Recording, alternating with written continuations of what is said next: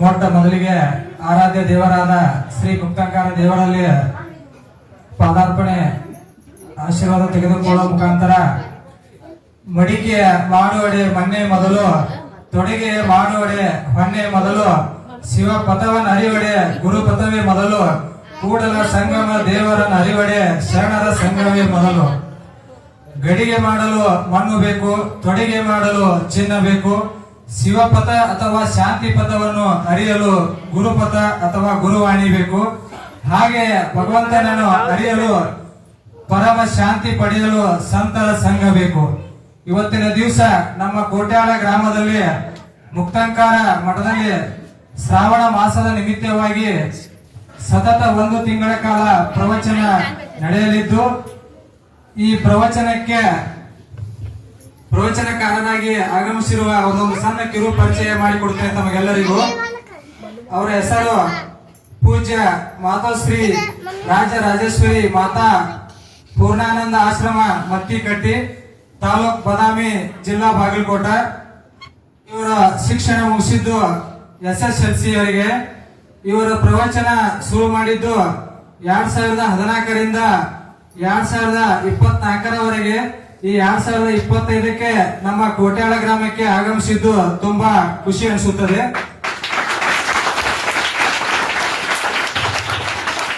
ಆದ ಕಾರಣ ಗ್ರಾಮದ ಪರವಾಗಿ ಎಲ್ಲ ಹಿರಿಯರು, ತಾಯಂದಿರು, ಯುವಕರು, ಮುಕ್ತಾಂಕರ್ ಜಾತ್ರಾ ಕಮಿಟಿ ಪರವಾಗಿ ಅವರನ್ನು ಹೃತ್ಪೂರ್ವಕ ಈ ಸ್ವಾಗತವನ್ನು ಕೋರುತ್ತೇನೆ ಗ್ರಾಮದ ಪರವಾಗಿ.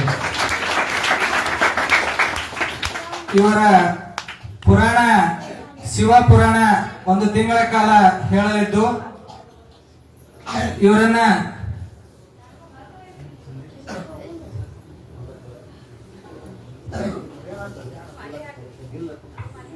ಇವರಿಗೆ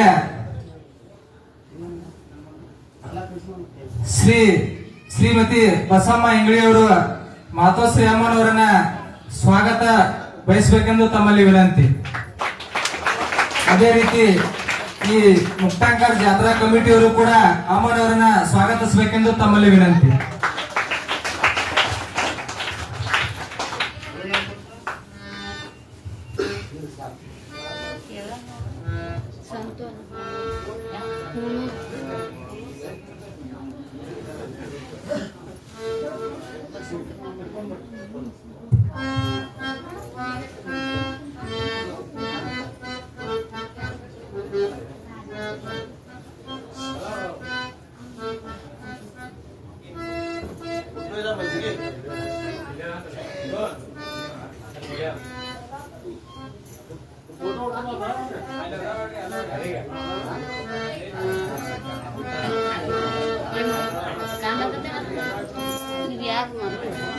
ಯಾವನೋ ಬರ್ತಾನ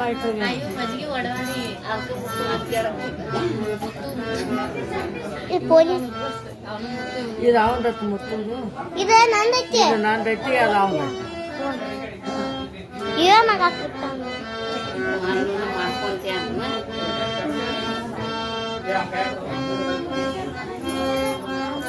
ಇಲ್ಲ ಕುಂದಕ್ ಮಪ್ಪ ಓ ನಾವು ಕುಂದಿತ್ತೆ ಅಂತೀವಿ. ಅವ್ನ ಫೋನಿನ ಕ್ಯಾಮ್ರಾ ಐತ್ ಕಡೆ ಅಲ್ಲಿ ಇತ್ತ ನೋಡಿ.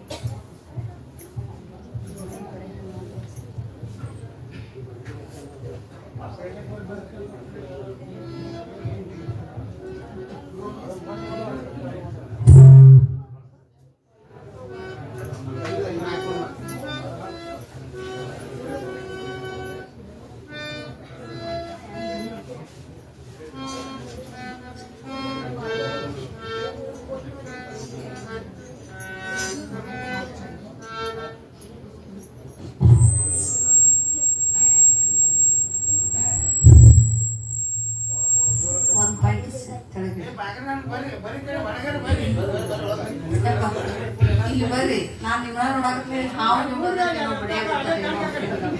ಬರ್ರಿ ಇಲ್ಲಿ ಜಾಗ ಇತ್ತು ಬರ್ರಿ ಇನ್ನು ಯಾರು ಇಲ್ಲಿ ಒಳಗ ಪ್ರವೇಶ ಆಗಂಗಿಲ್ಲ ಸುಮ್ಮನೆ ಇಲ್ಲಿ ಬರ್ರಿ ಬರ್ರಿ ಬರ್ರಿ ಒಳಗ್ ಬರ್ರಿ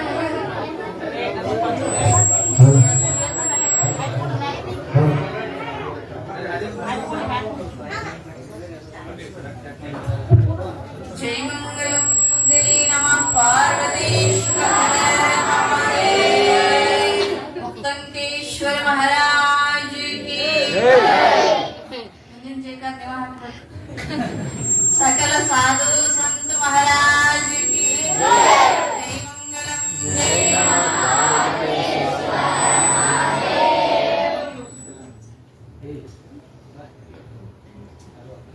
अरे मसला ಪುರಾಣ ಕೇಳಿ ಮುಗಿಸ್ಯಾರಿ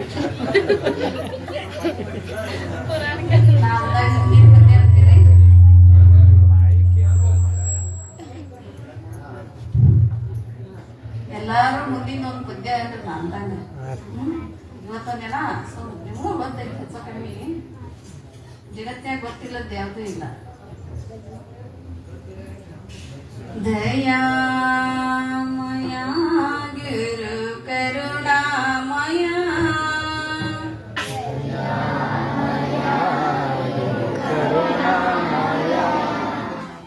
ದಯಾಮಯ ಗುರು ಕರುಣಾಮಯ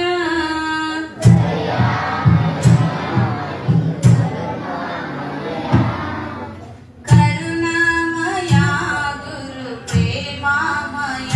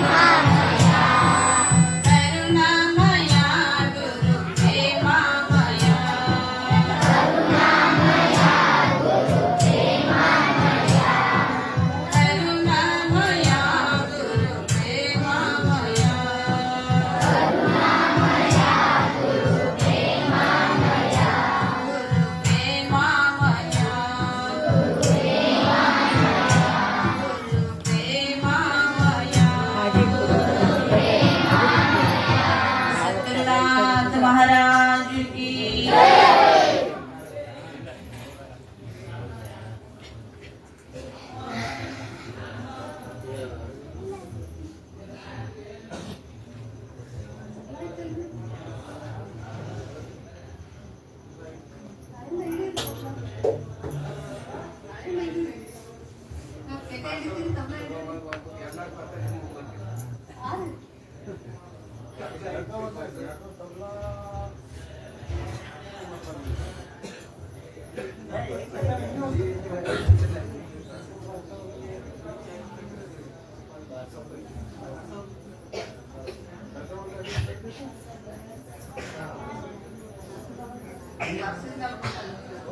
ಮುಂದೆ ಹಿಡಿದು ಹಾಡಿಲ್ಲ ಹಾಡೋದ್ರ ಮ್ಯಾಗ ಅವ್ರ ಬರ್ಸೋದ್ರ ಮ್ಯಾಗ ಗೊತ್ತಾಗುತ್ತೆ.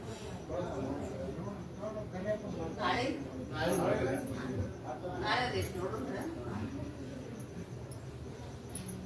ಹರವೋ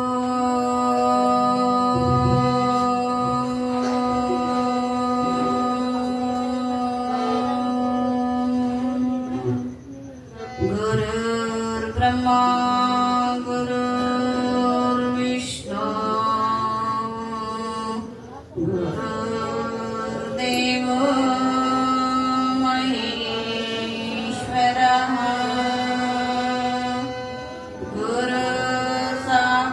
गुरुर्साक्षात् परब्रह्मा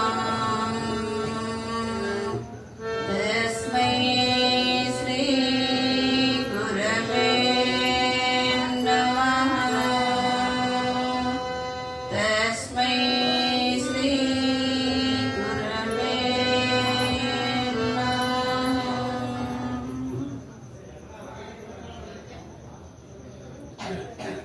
ಶಂಕರಂ ಶಂಕರಾಚಾರ್ಯ ಕಡಿಮೆಗೆ ತಪ್ಪೇನು ಒಂದು ಪಾಯಿಂಟ್ ಕೇಶವಂ ಬಾದರಾಯಣಂ ಸೂತ್ರ ಭಾಷಾ ಕೃತವೊಂದು ಭಗವಂತ ಪುನಃ ಪುನಃ ವಾಗಾರ್ಥ ಇವ ಸಂಪೃಕ್ತ ವಾಗಾರ್ಥ ಪತಿಪತ್ತೇ ಜಗತಃ ಪಿತರು ಒಂದೇ ಪಾರ್ವತಿ ಪರಮೇಶ್ವರ ಓ ಮಾನವಾರ್ಥಂ ಮಾಮೇಭೂತಂ ಮಾನವೇವಾದಿಲಕ್ಷಕಂ ಶಿವರೂಪಂ ಶಿವಾನಂದಂ ಒಂದಂ ಒಂದೇ ಜಗದ್ಗುರು ಪ್ರಾತಸ್ಮರಣೀಯರು ಜಗದಾದಿ ಜಗದ್ಗುರು ಜಗದ್ವಂದ್ಯ ಅದ್ವೈತ ಸಾರ್ವಭೌಮ ಚಕ್ರವರ್ತಿ ಸದ್ಗುರು ಶಿವಾನಂದರನ್ನ ಹೃದಯದಲ್ಲಿ ಸ್ಥಾಪಿಸುತ್ತಾ ಎನ್ನ ಆರಾಧ್ಯ ದೈವ ಎನ್ನಾತ್ಮ ಕಲ್ಯಾಣ ಕೃತರು ಜಗದ್ಗುರು ಸಿದ್ಧಾನಂದ ಪಂಗಳವರ ಅಡಿಧಾವರಗಳಲ್ಲಿ ನತಮಸ್ತಕಳಾಗುತ್ತಾ ಯಾವ ಕ್ಷೇತ್ರದ ಅಧಿಪತಿಯಾಗಿರ್ತಕ್ಕಂಥ ಬೇಡಿದವರಿಗೆ ಬೇಡಿದ್ದನ್ನು ಕೊಟ್ಟು ಪವಾಡ ಪುರುಷನಾಗಿರ್ತಕ್ಕಂಥ ಸಕಲ ಭಕ್ತರನ್ನ ಕಾಯ್ತಕ್ಕಂಥ ಮುಕ್ತಂಕೇಶ್ವರ ಕರ್ತುಗದಿಗೆ ಅನಂತ ಅನಂತ ಕೋಟಿ ನಮನವನ್ನು ಸಮರ್ಪಿಸುತ್ತಾ ಶ್ರಾವಣ ಮಾಸದ ಒಂದು ತಿಂಗಳ ಪರ್ಯಂತ ಈ ಕಾರ್ಯಕ್ಕೆ ಕಾರಣೀಭೂತನಾಗಿರ್ತಕ್ಕಂಥ ಅಖಿಲಾಂಡ ಕೋಟಿ ಬ್ರಹ್ಮಾಂಡ ನಾಯಕ ಸಕಲ ಜೀವರಾಶಿಗಳಲ್ಲಿ ಸಂಚಾಲಕ ಕೈಲಾಸಾಧಿಪತಿಯಾಗಿರ್ತಕ್ಕಂಥ ಮಹಾಮಹೇಶ್ವರನಾದ ಆ ಪರಶ್ವರಿಗೂ ಕೂಡ ಅನಂತ ಅನಂತ ಕೋಟಿ ನಮನವನ್ನು ಸಮರ್ಪಿಸುತ್ತಾ ಯಾವ ಶ್ರಾವಣ ಮಾಸದ ನಿಮಿತ್ತವಾಗಿ ಆ ಪರಾತ್ಪರ ಪರಶುವನ ಪುರಾಣವನ್ನ ಕೇಳಿ ಮುಕ್ತರಾಗಬೇಕೆಂದು ಬಂದಿರತಕ್ಕಂತ ಎಲ್ಲಾ ಶರಣ ತಂದೆ ತಾಯಿಗಳಿಗೆ ಮುದ್ದು ಮಕ್ಕಳಿಗೆ ಶರಣು ಶರಣ.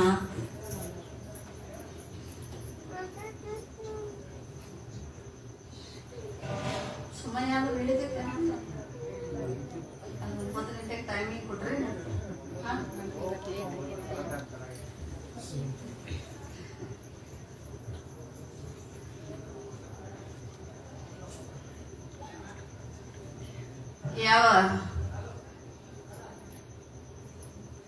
ಶ್ರಾವಣ ಮಾಸದ ನಿಮಿತ್ತವಾಗಿ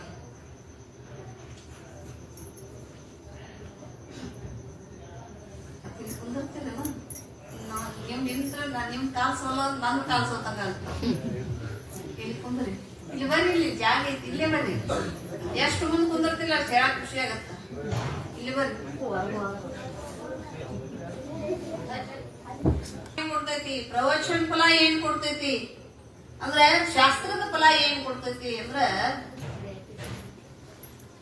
ಸಿದ್ಧಾರೂಢರು ತಾವು ಶಾಸ್ತ್ರ ನಡೆಸೋ ಸಮಯದೊಳಗ ಮಠದೊಳಗ ಹುಬ್ಬಳ್ಳಿ ಒಳಗ ಶಾಸ್ತ್ರ ನಡೆಸೋ ಸಮಯದೊಳಗ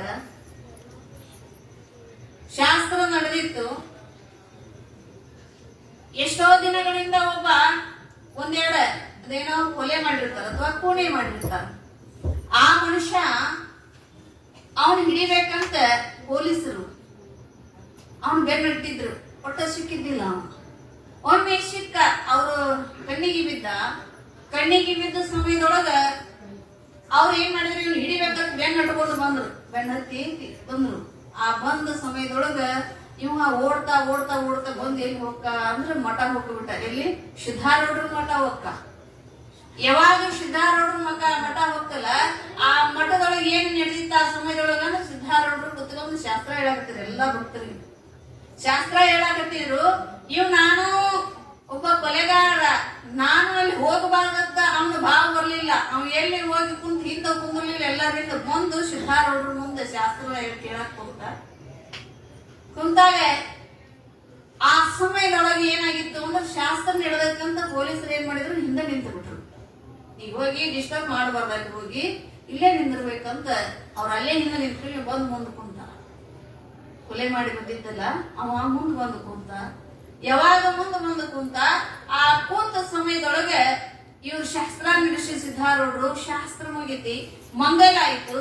ಮಂಗಲ ಆದ್ಮೇಲೆ ಎಲ್ಲರೂ ನಮಸ್ಕಾರ ಮಾಡಿದ್ರು, ಹೊಂಟ್ರು. ಎಲ್ಲಾರು ತಮ್ಮ ಮನೆಗೆ ಹೊಂಟ್ರು. ಅಜ್ಜರಿಗೆ ನಮಸ್ಕಾರ ಮಾಡಿ, ಸಿದ್ಧಾರೂಢಪ್ಪ ನಮಸ್ಕಾರ ಮಾಡಿ ಹೋಗು ಸಮಯದೊಳಗ ಎಲ್ಲಾರು ಹೋದ್ರು. ಹೋದ್ಮೇಲೆ ಇವ ಕೂತಿದ್ದ.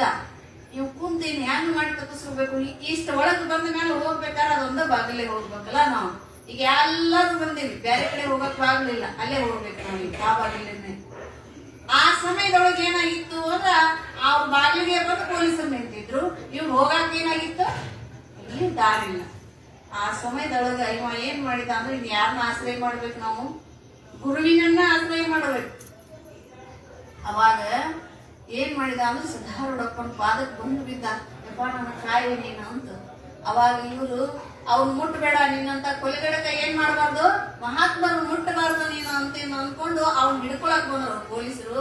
ಆ ಸಮಯದೊಳಗೆ ಸಿದ್ಧಾರೂಢರು ಕೇಳಿದ್ರು, ಯಾಕಪ್ಪ ಇವ್ನ್ಯಾಕೆ ಇವ್ನ್ ಬೇಟಕೊಂಡ್ ಬಂದಿರಿ, ಯಾಕೆ ಹಿಡಿಯಾಕತ್ತೀರಿ ಅಂತ ಕೇಳಿದಾಗ ಅವ್ರಂದ್ರು, ಯಪ್ಪ ನಮಗ್ 3 ತಿಂಗಳಿಂದ ಆಯ್ತು ಇವ ಕೊಲೆ ಮಾಡಿ ನಮ್ ಕೈಗೆ ಸಿಗವಲ್ಲ, ಅದಕ್ಕೆ ಇವ್ ಹಿಡಿಯಾಕ ಬಂದೇವಿ.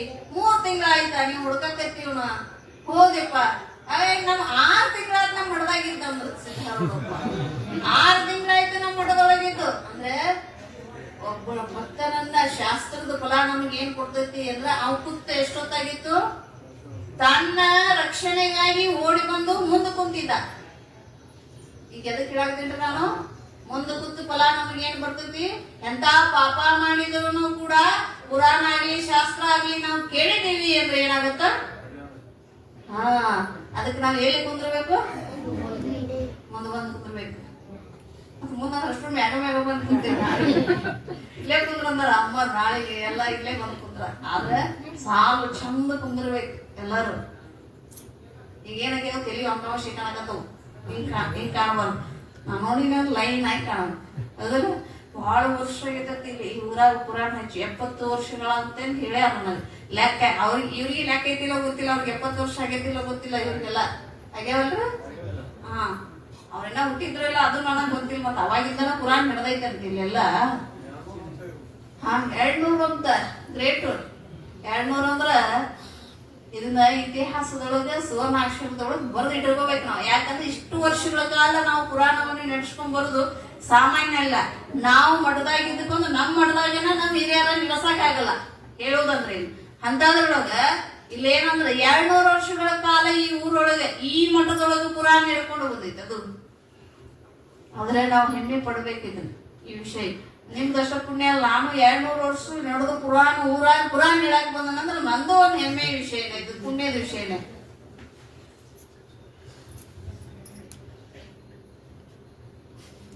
ಯಾಕೆ ಬರ್ಸಾಗತ್ತೀಯಪ್ಪ?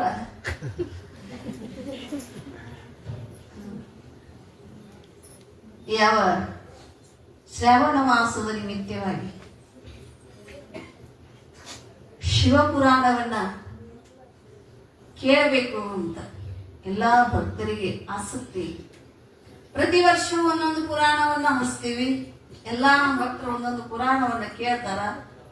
ಈ ವರ್ಷ ಶಿವಪುರಾಣವನ್ನ ಕೇಳಿ ಅಂತ ಹಿರಿಯರ ಅಭಿಲಾಷೆ. ಯಾಕಂದ್ರೆ ನಮಗೆ ಸಂಸ್ಕಾರ ಬೀಳಬೇಕಾಗಿತ್ತಂದ್ರೆ ಒಂದರಿಂದನ ಸಂಸ್ಕಾರ ಬರಂಗಿಲ್ಲ, ಒಮ್ಮೆ ಸಂಸ್ಕಾರ ಆಗಂಗಿಲ್ಲ. ಆ ಸಂಸ್ಕಾರ ನಮ್ಮಲ್ಲಿ ಅಳವಡಿಸ್ಕೋಬೇಕಾಗಿತ್ತು ಅಂದ್ರೆ ಎಷ್ಟೋ ದಿನಗಳ ಕಾಲ ಸರಿದು ಹೋಗ್ಬೇಕಾಗ್ತೈತಿ.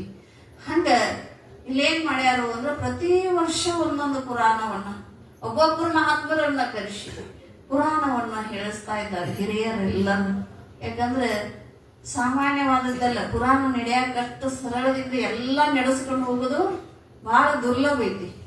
ನಡೆಸ್ಕೊಂಡು ಅದ್ರಾಗ 1 ತಿಂಗಳು ಬರೆಯುತ್ತ, 1 ದಿನ ಕಾರ್ಯಕ್ರಮ ಮಾಡ್ಬೇಕಾದ್ರೆ ಬಹಳ ಕಷ್ಟ ಐತೆ. ಅದ್ರಾಗ 1 ತಿಂಗಳ ದಿನ ಮಾಡ್ಬೇಕಲ್ಲ, ಅದು ಕಷ್ಟನೇ. ಅದ್ರಾಗ ಒಬ್ಬ ಸನ್ಯಾಸಿ ನೀಡೋದಂದ್ರೆ ತೀರಾ ಕಷ್ಟ. ಅಮ್ಮ ಬಂದು ನನ್ನ ಶುರು ಮಾಡ್ಯಾರ, ಎಂತ ಕಷ್ಟ ಇರ್ಬೇಕಪ್ಪ ಇದು ಅಂತ ವಿಚಾರ ಮಾಡ್ಬೇಡ್ರಿ. ಅದ್ರ ಕೊನೆಗೆ ಹೇಳ್ತಾನ ಅದೇನ್ ಕಷ್ಟ ಅಂತ. ಕೊನೆಯ ದಿನ ನಾನು ಹೋಗ್ತೀನಲ್ಲ ಪುರಾಣ ಮುಗಿಸಿ ಅವತ್ತು ಹೇಳ್ತೀನಿ. ಇವತ್ತು ಹೇಳಿದ್ರೆ ಎಲ್ಲಾರು ನಮ್ದೇನ್ ಬರುದ್ ಬಿಟ್ರೆ ಏನ್ ಮಾಡೋದ ಇರ್ಲಿ. ಹಿರಿಯರು ಬಹಳ ಆಸಕ್ತಿಯಿಂದ ಶ್ರಮ ವಹಿಸಿ ಈ ಪುರಾಣವನ್ನ ಎಲ್ಲ ನಮ್ಮ ಭಕ್ತರು ಕೇಳಿ, ನಮ್ಮೂರಿನ ಜನ ಕೇಳಿ ಮುಕ್ತರಾಗ್ಲಿ, ಧನ್ಯರಾಗ್ಲಿ, ಕಲ್ಯಾಣ ಹೊಂದ್ಲಿ ಅಂತ ಅವರ ಆಸೆ. ಯಾಕಂದ್ರೆ ಹಿರಿಯರಂದ್ರೆ ನಮ್ಮ ಗುರುಗಳು ಅವಾಗ ಹೇಳ್ತಿದ್ರು. ನಾವು ಕೇಳಿದ ಪ್ರಕಾರ ಏನು ಹೇಳ್ತಿದ್ರು ಅಂದ್ರೆ ಹಿರಿಯರಂದ್ರೆ ಊರೊಳಗ ಪುರೋಹಿತರು ಅಂತ. ಪುರೋಹಿತರು ಅಂದ್ರೆ ಯಾರು?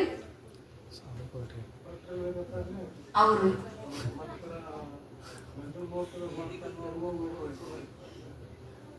ಯಾರು ಊರಿನ ಹಿತವನ್ನು ಬಯಸ್ತಾರಲ್ಲ ಅಂದ್ರೆ ಪುರದ ಹಿತ. ಪುರ ಅಂದ್ರೆ ಊರ ಹಿತವನ್ನ ಯಾರು ಬಯಸ್ತಾರೋ ಅವರೇ ಪುರೋಹಿತರು. ಯಾರೋ ಮಂತ್ರ ಹೇಳ್ತಾರು, ಪೂಜೆ ಮಾಡಿಸ್ತಾರು, ದಕ್ಷಿಣ ತಗೊಂಡು ಹೋಗ್ತಾರು ಅಂದ್ರೆ ಅದಲ್ಲ.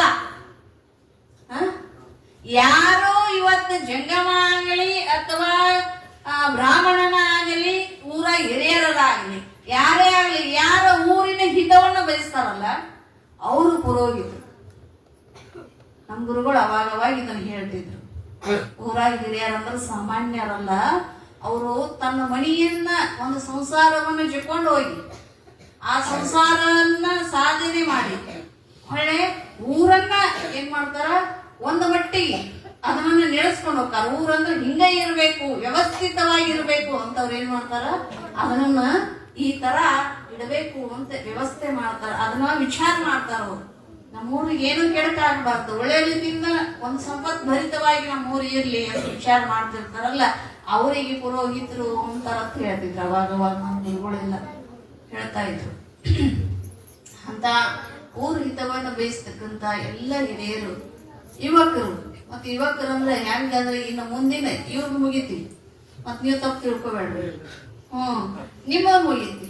ಇನ್ನು ಅಲ್ಲೇನು ಹೊರಗೆ ಅವರೆಲ್ಲ ಓಡಾಡಕತ್ತಾರಲ್ಲ, ಇನ್ನು ಅವ್ರದೈತಿ. ಯಾಕಂದ್ರೆ ಅಧಿಕಾರ ಅಂತಲ್ರಿ, ಇದೊಂದು ಸೇವಾ. ಇದು ಅಧಿಕಾರ ಅಂದ್ರೆ ಅದು ರಾಜಕೀಯ ಒಳಗೆ. ಇಲ್ಲಿ ಸೇವಾ ಮಠದೊಳಗೆ ನಾವ್ ಏನೇನ್ ಮಾಡಿದ್ರು ಏನೈತಿ? ಸೇವಾ. ಆ ಸೇವಾ ಫಲ ನಮ್ಮನ್ನ ಏನ್ ಮಾಡತ್ತೀವಿ ಅಂದ್ರೆ ದೊಡ್ಡ ಮಟ್ಟಕ್ಕೆ ಒಯ್ಯತ್ತ. ಇವತ್ ನಾವು ಪುರಾಣ ಬಿಟ್ಟಿದ್ದನ್ನೆಲ್ಲ ಹೇಳಕ್ ಹೋಗಲ್ಲ, ಅದು ಸಮಯ ಬಂದಾಗ ಹೇಳ್ತೀನಿ. ಯುವಕರಂದ್ರೆ ನಮ್ಮ ಭರತ ಭೂಮಿ ಶಕ್ತಿಯವರು. ಅಂತ ಯುವಕರು ಕೂಡ ಇವತ್ತು ನೋಡಿ ಅಲ್ಲಿ ಹೊರಗೆ ಬಂದ್ಮೇಲೆ ಇಲ್ಲೆಲ್ಲ ಅಮ್ಮಾರು ಹೆಂಗ್ ಹಾಡ್ತಾರ, ಹೆಂಗ್ ಇದ್ ಮಾಡ್ತಾರ ಅಂತ ನೋಡಾಕ್ ಬಂದಿದ್ರು. ಅವ್ರು ನಿಂತಿದ್ ನೋಡಿ ನನ್ ಕಾಲ್ ಸೋಲಾಗಿದ್ದು. ಇಲ್ಲಿ ನಿಂತಿದ್ರು ಎಲ್ಲಾರು ಬಂದಾರ, ಬಹಳ ಖುಷಿ ಆಗ್ತೈತಿ. ಯಾಕಂದ್ರೆ ಸಣ್ಣ ವಯಸ್ಸಿನವ್ರು ಬಂದ್ರು ಬರ್ತಾರೋ ಅಂದ್ರೆ ಖುಷಿ. ಯಾಕಂದ್ರೆ ಈಗಿನ ದಿನಮಾನದೊಳಗ ಈ ಕಂಪ್ಯೂಟರ್ ಯುಗದೊಳಗ ಬರೋದು ಬಹಳ ದುರ್ಲಭ ಐತಿ. ಅದ್ರಾಗ ಅವ್ರು ಬಂದು ಇಲ್ಲಿ ಬರ್ಬೇಕಾಗಿತ್ತಂದ್ರ ಅವ್ರ ಪುಣ್ಯದ ಫಲ ಐತಿ, ಅವ್ರ ಹಿಂದಿನ ಸುಕೃತ ಕರ್ಮ ಐತಿ. ಆ ಸುಕೃತ ಒಳ್ಳೆ ಫಲ ಏನ್ ಮಾಡ್ತೈತಿ, ಇಲ್ಲಿ ಕರ್ಕೊಂಡು ಬರ್ತೈತಿ ಅವ್ರ ಪುಣ್ಯದ ಕರ್ಮ. ಇಲ್ಲಿ ಹಂಗ ಯಾರು ಬರಕ್ ಸಾಧ್ಯ ಇಲ್ಲ. ಒಂದು ಪುಣ್ಯ ಸ್ಥಾನಕ್ಕೆ ಬರ್ಬೇಕಾಗಿತ್ತ, ಪುಣ್ಯ ಇದ್ರ ಮಾತ್ರ ಇಲ್ಲಿಗೆ ಅದು ಒಲ್ಲೆ ಅಂದ್ರೂ ಅವ್ರನ್ನ ಕರ್ಕೊಂಡ್ ಬರ್ತೈತಿ. ಅದು ಪುಣ್ಯ ಇದ್ರ ಮಾತ್ರ ಬರಕ್ ಸಾಧ್ಯ ಐತಿ. ಎಲ್ಲಾರು ಬಂದ ಒಂದು ತಿಂಗಳ ಪರ್ಯಂತರ ಈ ಶ್ರಾವಣ ಮಾಸದೊಳಗ ಪುರಾಣ ಅಂದ್ರೆ ನಮ್ ಹಿರಿಯರು ಯಾಕೆ ಮಾಡ್ಕೊಂಡು ಬಂದಾರು ಅಂದ್ರೆ, ಈ ದಿನದೊಳಗೆ ಎಲ್ಲಾ ಬಿಟ್ಟಿರ್ತಾರು, ಮಳಿ ಹತ್ತಿರ್ತಾವ. ಮಳಿ ಹತ್ತಿದ ಸಮಯದೊಳಗ ಮಣಿಯಾಗ ಕುಂತ ಕಾಲಹರಣ ಮಾಡೋಕ್ಕಿಂತನ ಭಗವಂತನ ನಾಮಸ್ಮರಣೆ ಮಾಡಿ ನಾವೇನ್ ಮಾಡ್ಬೇಕ್ರಿ, ಅವನು ಕೃಪೆಗೆ ಪಾತ್ರರಾಗಬೇಕು ಅಂತ ಹಿಂದಿನಿಂದ ನಮ್ಮ ಋಷಿಮುನಿಗಳು ಕೂಡ ಈ ಶ್ರಾವಣ ಮಾಸ ಅಂದ್ರೆ ಆಷಾಢದಿಂದ ಹಿಡ್ಕೊಂಡು ದೀಪಾವಳಿ ಮಟ್ಟ ಏನಾಗೈತಿ, ಒಂದು 4 ತಿಂಗಳು ಚಾತುರ್ಮಾಸ ಅಂತಾರ ಅದಕ್ಕೆ. ಈಗ ಮಳಿ ಹತ್ತಿ ಬಿಟ್ಟಿರ್ತೈತಿ, 4 ತಿಂಗಳ ದಿನ ಇದು ಮಳೆಗಾಲ. ಇದು ಈ ಮಳೆಗಾಲದೊಳಗೆ ನಾವ್ ಏನ್ ಮಾಡ್ಬೇಕು ಅಂದ್ರೆ ಭಗವಂತನ ನಾಮಸ್ಮರಣೆ ಮಾಡ್ಬೇಕು ಅಂತ ಹಿಂದಿನ ಋಷಿಮುನಿಗಳು ಮಾಡ್ಕೊಂಡು ಬಂದಾರ. ಅದನ್ನ ನೀವು ಚಾಚು ತಪ್ಪದೆ 200 ವರ್ಷಗಳ ಕಾಲ ನಡೆಸ್ಕೊಂಡು ಬಂದಿರಿ ಅಂದ್ರೆ ನಿಮ್ಮಂತ ಭಾಗ್ಯವಂತರು ಮತ್ತೊಬ್ಬರು ಇಲ್ಲ. ಈ ಪುರಾಣದೊಳಗೆ ಶಿವ ಪುರಾಣವನ್ನ ನೀವು ಹಚ್ಚಿರಲ್ಲ. ಈ ಶಿವ ಪುರಾಣವನ್ನ ಹಚ್ಚಿದ್ದಕ್ಕೆ ಯಾಕ ಅಂದ್ರೆ, ನಾವೊಂದು ಕಲ್ಯಾಣ ಹೊಂದಲಿ, ನಾವೊಂದು ಸತ್ಸಂಗದೊಳಗೆ ತೊಡಗಲಿ, ನಾವು ಸತ್ಯದ ಮಾರ್ಗವನ್ನು ಹಿಡೀಲಿ ಅನ್ನೋದಕ್ಕೋಸ್ಕರ ಏನ್ ಮಾಡಿರಿ, ಪುರಾಣವನ್ನು ಹಚ್ಚಿ. ಪುರಾಣ ಸತ್ಯವಂತರ ಸಂಘವಿರಲು ತೀರ್ಥವ್ಯಾತಕ್ಕೆ ಅಂತ. ನೀವು ಭಜನಾ ಪದ ಹಾಡ್ತೀರಿ, ಇವೆಲ್ಲ ಪದ್ಯಗಳು ಗೊತ್ತಿರತ್ತ. ಆದ್ರೆ ಅದ್ರ ಅರ್ಥ ಒಬ್ಬರಿಗೆ ಗೊತ್ತಿರ್ತೈತಿ, ಒಬ್ಬರಿಗೆ ಗೊತ್ತಿರತ್ತ. ಸತ್ಯವಂತರ ಸಂಘವಿರಲು ಏನ್ ಹೇಳ್ತಾರವರು, ತೀರ್ಥಗಳು ಯಾಕೆ ಅಂತ ಅಂದ್ರೆ, ನಾವೆಲ್ಲ ಪುಣ್ಯ ಕ್ಷೇತ್ರಗಳಿಗೆ ಹೋಗ್ತೀವಿ, ತೀರ್ಥ ಕ್ಷೇತ್ರಗಳಿಗೆ ಹೋಗ್ತೀವಲ್ಲ, ಅಲ್ಲೇ ಕ್ಷೇತ್ರದೊಳಗ ಹೋಗಿ ನಾವು ನದಿ ಒಳಗ ನಿಂತೀವಿ. ಗಂಗಾ, ಯಮುನಾ ಇವರೆಲ್ಲ ಸರಸ್ವತಿ, ನರ್ಮದೆ ಏನದಾವಲ್ಲ, ಈ ನದಿ ಒಳಗ ನಾವಲ್ಲಿ ಸ್ನಾನ ಮಾಡಿದೀವಿ ಅಂದ್ರೆ ಮೇಕ್ ಕೊಳೆ ಹೋಗುತ್ತೆ ವಿನಃ ಮನುಷ್ಯನ ಕೊಳೆ ಹೋಗಕ್ಕೆ ಸಾಧ್ಯ ಇಲ್ಲ. ಶರೀರ ಕೊಳೆ ಹೋಗತ್ತ, ಶರೀರ ತಟ್ಟಿರ್ತಕ್ಕಂತ ಕೊಳೆ ನಾಶ ಆಗಿ ಹೋಗತ್ತೆ ವಿನಃ ಮನುಷ್ಯಂದ ಹೋಗಬೇಕಾಗಿತ್ತಂದ್ರೆ, ಮಂಡೆ ಮಾಸಿದೊಡೆ ಮಹಾಮಜ್ಜನವ ಮಾಡುವುದು, ಮಣವ ಮಾಸಿದೊಡೆ ಕೂಡಲ ಸಂಗನ ಶರಣರ ಅನುಭಾವದಲ್ಲಿ. ನಾವೆಲ್ಲಿಡಬೇಕು, ನಾವು ಮನಸ್ಸು ಮಾಸಿದ್ರೆ ಏನ್ ಮಾಡೋದು, ನಿಂತ ಸಂಘದೊಳಗೆ, ಶರಣರ ಸಂಘದೊಳಗೆ, ಶರಣರ ಅನುಭವದೊಳಗೆ ನಮ್ಮ ಮನಸ್ಸನ್ನ ತೊಡಗಿಸಬೇಕು ಅಂತ ಹೇಳ್ತಾರ ಅವರು. ಅದಕ್ಕ ನಿಜಗೊಂಡ್ರು ಒಂದ್ ಕಡೆ ಹೇಳ್ಕೊಂಡು ಬಂದ್ರು, ಮತಿಗೆ ಮಂಗಲವಿಯುವುದಾವುದು ಉತ್ತಮರ ಸಂಘ ಅಂತ. ನಮ್ಮ ಬುದ್ಧಿಗೆ ಮಂಗಲ ಇರಬೇಕಾಗಿತ್ತಂದ್ರ, ಮತಿ ಅಂದ್ರ ಬುದ್ಧಿ, ಆ ಬುದ್ಧಿಗೆ ನಾವು ಮಂಗಲವಾಗಬೇಕಾಗಿತ್ತಂದ್ರ ಆ ಬುದ್ಧಿನ ಸಾರಥಿ ವಿಧಿ ಅಂತ ಭಗವದ್ಗೀತೆಯೊಳಗೆ ಹೇಳ್ತಾರಲ್ಲ, ಆ ಬುದ್ಧಿನೇ ಸಾರಥಿ ಅಂತ. ನಮಗ ಈ ಶರೀರವನ್ನ ನಮ್ಮನ್ನ ಮುನ್ನಡೆಸ್ಕೊಂಡು ಹೋಗ್ಬೇಕಾದದ್ದು, ನೀ ಹೆಂಗಿರ್ಬೇಕು, ನಿನ್ನ ಆಚಾರ ಹೆಂಗಿರ್ಬೇಕು, ವಿಚಾರ ಹೆಂಗಿರ್ಬೇಕು ಅಂತ. ನೀನ್ ಮಾತಾಡ್ಬೇಡ್ರಿ, ಮಾತಾಡಕ್ ಹೋಗ್ಬಾರ್ದು. ನಾಳೆ ಕೇಳ್ತೀನಿ ವಾಪಸ್ ನಾ ಏನ್ ಹೇಳಿನಿ ಅದನ್ನ, ಅದ್ರ ರೂಢಿ ಐತಿ. ಮತ್ ನನಗೆ ಹೊಳಿ ಕೇಳೋದು ಎಷ್ಟು ಹೇಳಿನಲ್ಲ ಅಷ್ಟು ರಿಪೀಟ್ ಹೊಳಿ ಕೇಳ್ತಾನ, ಏನ್ ಹೇಳಿನಂತೇಳಿ. ಹೌದ್ರಿ, ನನಗೆ ಅದೊಂದು ರೂಢಿ ಐತಿ ಒಟ್ಟ. ಯಾಕಂದ್ರೆ ನಾನ್ ಹೇಳಿದವ್ರಿಗೆ ಅರ್ಥ ಆಗೈತೆ ಇಲ್ಲ. ಅದಕ್ಕೆ ನೀವು ವಿಚಾರ ಮಾಡಿ ಕೇಳ್ಬೇಕು. ಇದ್ರೊಳಗ ಪುರಾಣದೊಳಗ ಬಹಳ ಮಂದಿ ದೃಷ್ಟಾಂತ ಬರ್ತಾವ. ಶಿವಪುರಾಣ ಅಂದ್ರೆ ಸಾಮಾನ್ಯವಾದದ್ದಲ್ಲ, ಬಹಳ ಮಂದಿ ದೃಷ್ಟಾಂತ ಬರ್ತಾವ, ಬಹಳ ಜನದ ಹೆಸರುಗಳು ಬರ್ತಾವ. ಅವ್ರು ಯಾರ ಮಕ್ಕಳು, ಯಾರು ಹುಟ್ಟಿದ್ರು, ಎಲ್ಲಿಂದ ಬರ್ತಾವ್ರ ಇತಿಹಾಸ ಅದೆಲ್ಲ ಬರ್ತಾವ. ನೀವೆಲ್ಲ ಬರ್ಕೊಂಡಿಟ್ಕೋರಿ. ಯಾರು ಸ್ಪಷ್ಟವಾಗಿ ಹೇಳ್ತೀರಿ ಅವ್ರಿಗೆ ನಾ ಬಹುಮಾನ ಕೊಡ್ತೀರಿ. ಲಾಸ್ಟ್ ಯಾರು ಹೇಳಂಗಿಲ್ಲ ಇಲ್ಲ, ಸ್ಪಷ್ಟ ಹೇಳ್ಬೇಕು. ನಾ ಏನ್ ಹೇಳಿನಿಲ್ಲ, ನೀವು ದೃಷ್ಟಾಂತ ಹೇಳೋದು ಬೇಡ. ಅವ್ರು ಯಾರು, ಎಷ್ಟು, ಯಾರ ಮಕ್ಕಳು, ಎಲ್ಲಿಂದ ಬಂದ್ರು.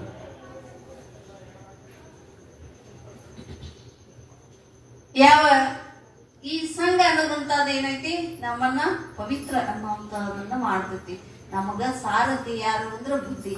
ನಮ್ಮ ಮನಸ್ಸನ್ನ ಪಂಚ ಇಂದ್ರಿಯಗಳನ್ನ ನಡೆಸ್ಕೊಂಡು ಹೋಗುದು ಯಾವುದು, ಬುದ್ಧಿ.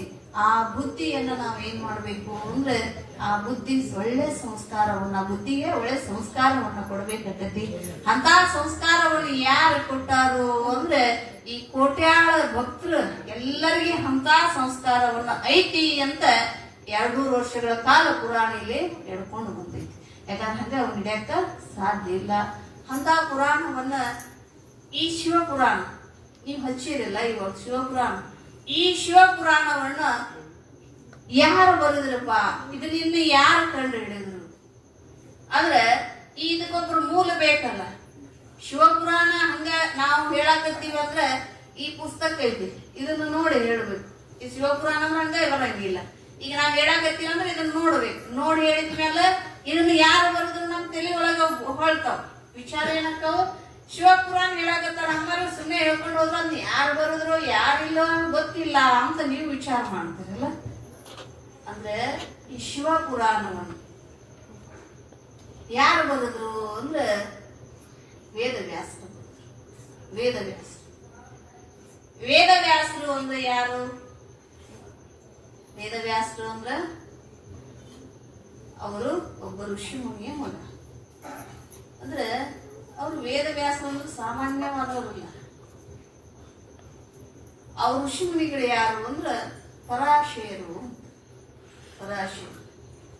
ನೀವು 200 ವರ್ಷಗಳ ಕಾಲ ಕೇಳಿರಿ ಅಂದ್ರೆ ಏನ್ ಕೇಳಿರ್ತೀರಿ ನೀವು ಹೆಚ್ಚ ಕಡಿಮೆ. ಹೇಳಿಕೆ ಹೌದಪ್ಪ ಕೇಳಿನಿ ಅಂತ ಬರ್ತೈತಿಲ್ಲ. ಆ ಪರಾಶರು ಒಮ್ಮೆ ನದಿ ದಾಟಿ ಹೋಗಬೇಕಾಗಿತ್ತು. ಈ ದಡದಿಂದ ಆ ದಡಕ್ಕೆ ಹೋಗ್ಬೇಕಾಗಿತ್ತು. ಅವಾಗೆಲ್ಲ ವಾಹನ ಸೌಕರ್ಯಗಳು ಇದ್ದಿದ್ದಿಲ್ಲ. ಇವಾಗೆಲ್ಲ ಸೇತುವೆಯನ್ನ ಕಟ್ಟಿರ್ತಾರ ಅಥವಾ ಬ್ರಿಡ್ಜ್ ಕಟ್ಟಿರ್ತಾರ. ಅಲ್ಲೆಲ್ಲ ಏನ್ ಮಾಡ್ತಾರ ದಾಟಿ ಹೋಗ್ತಾರ. ಅವಾಗೆಲ್ಲ ಏನಿತ್ತು, ನಾವೇ